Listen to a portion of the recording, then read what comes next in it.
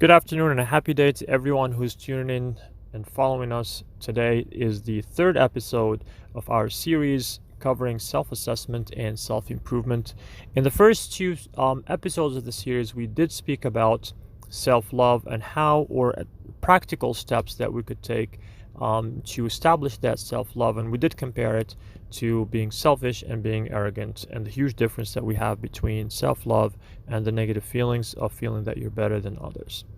So as you work towards that self-love, you will have that objective of self-assessment and self-improvement, because once you establish that self-love, improvement becomes even more of a crucial goal and an essential one, but it's more of like a positive approach. Now, before I even do a self-assessment, what am I using as a reference? What am I comparing myself to? What type of standard am I holding myself against? Is it am I looking at a role model? Is it a person that I'm actually looking at and I want to be like them?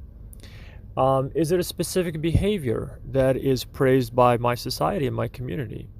Am I a person of religion and I follow God's and his prophet's teachings and his book's teachings? So we have to have a reference. Personally, as a person of religion, I compare myself to the teachings of my own religion.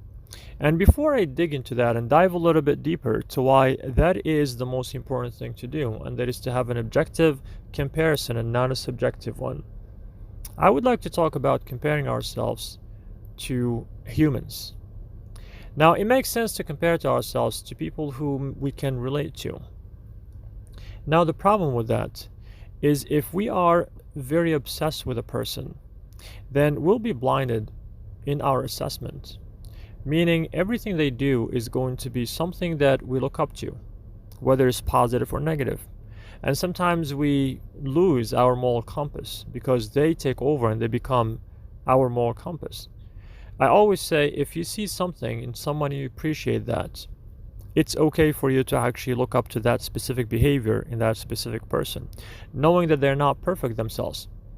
Because the downside to that too, if you're comparing yourself to a specific person and you just want to be exactly like them, is that sometimes you'll be so disappointed when they make a mistake in their lives, or you learn something very negative about them. And then, as destroyed as you are in that moment, even morally sometimes you will lose sight of where you want to be. When you compare yourself to a specific behavior or a standard that is very objective with a clear definition, then your assessment becomes very clear and your objective very attainable.